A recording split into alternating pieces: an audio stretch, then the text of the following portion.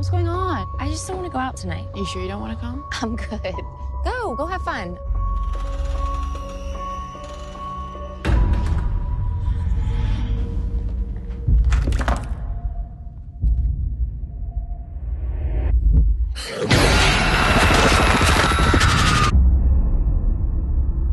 You ever feel like even after someone you love has died, there's still a way you can talk to them? You want to talk to Debbie? Yeah.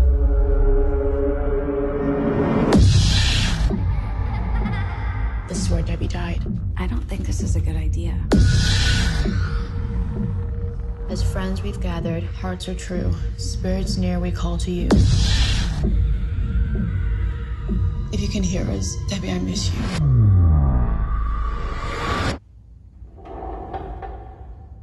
Calm down. It's an old house. This is a joke.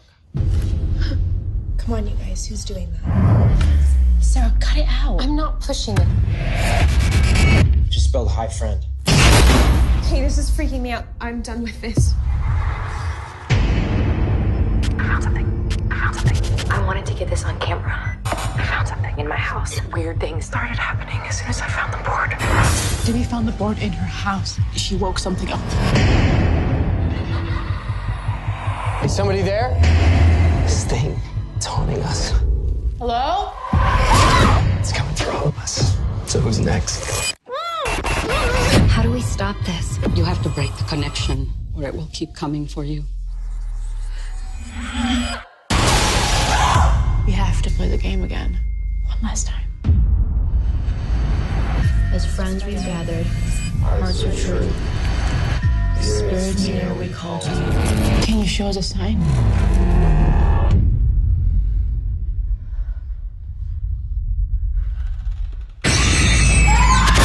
Did you kill Debbie? We're done! We're not playing anymore! It's not even real, okay? It's just a game.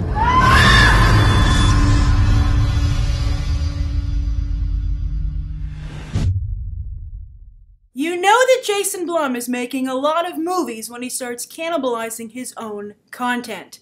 Yes, Ouija seems very derivative to me of a lot of horror films we've seen recently. You've got The Medium giving advice on the other world, just like the Insidious films. Also, like Insidious 2, you have the silent screaming lady ghost. And then this isn't a James Blum film, but it comes from one of his, of course, discoveries and hot directors, James Wan. Well, I guess he didn't discover James Wan, but he helped make James Wan the talent he is today. But just like in The Conjuring, they have that crazy, creepy doll, Annabelle, who's getting her own movie. That trailer comes out, I believe, later today. I'll review it tomorrow. But you have a crazy, creepy doll here as well. So that kind of like takes me out of this. I'm like, this isn't that original. And also, just like the quiet ones, you have all these old pictures they're referencing. They're like, oh, look at scary olden times when, bleep got real. And I'm just like, why don't you make a movie about scary olden times? Why don't you pay, for some production values and some costumes and sets? Look how well that worked for The Others. I really liked The Others because of it being a period piece as well as a horror film. I think that could be quite effective.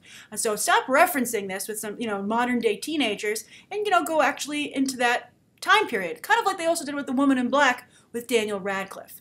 Speaking of the quiet ones, though, by the way, I'm glad that crazy chick got better and a lot healthier so she could be terrorized in this movie. Yes, Olivia Cooke is, that's the same girl here, kind of with the raspberry lipstick and the curly reddish black hair, brown hair. That's the crazy girl from The Quiet Ones. She looks so different, but I think it's interesting she's getting a lot of name recognition with this trailer as supposedly a draw for the film. So I'm curious, are there any Olivia Cooke fans out there? And is that why you're excited about this movie? She seems to kind of have the lead role here, but it is an ensemble cast because that means more people to die. But to me, this seems like something that's only for horror fans because it isn't particularly unique.